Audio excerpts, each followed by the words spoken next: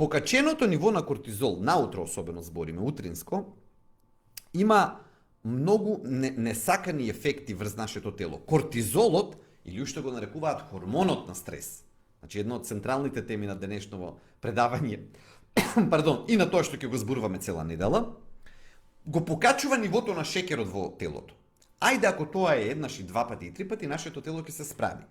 Но во оваа хронична ситуација, долгорочна за која што зборуваме, за жал, покаченото ниво на шеќер ќе повлече одговор на повисоки нивоа на инсулин во еден подолг период.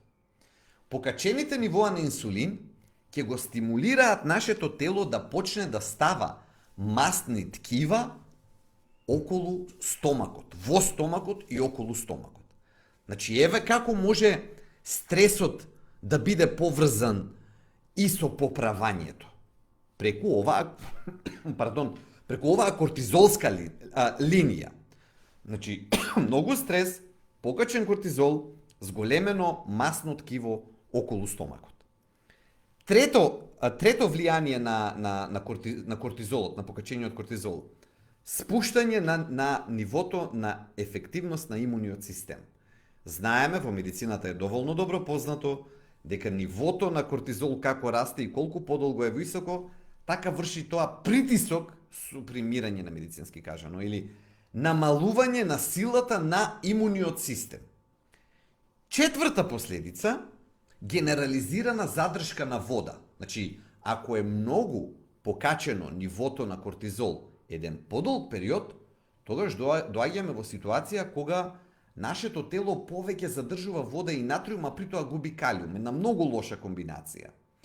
И гледаме дека кортизолот, кој што ни беше пријател во кратки ситуации, ако се случува на кратка стаза, вака кога долго време се занимаваме со него, со високи нивоа на кортизол, како доаѓаме до сите овие проблематични ситуации. Тука веќе гледаме, тоа може да биде еден почеток на еден метаболичен синдром во склоп со начинот на живот и се друго, кое што го сочинува него. И тоа е една доста сериозна здравствена ситуација.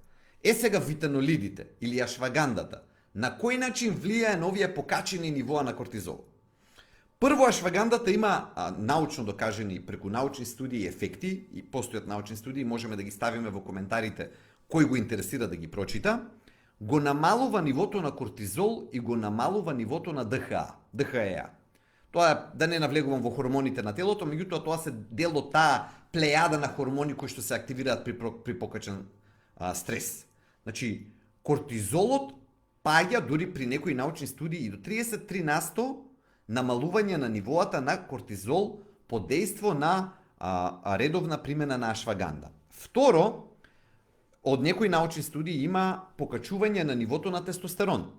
Тоа се другите улоги на ашваганда. Ашваганда не влијае само на намалување на стресната ситуација. Тоа е главната улога, како адаптоген. Но влијае и на машката и на женската репродуктивна функција, друга тема.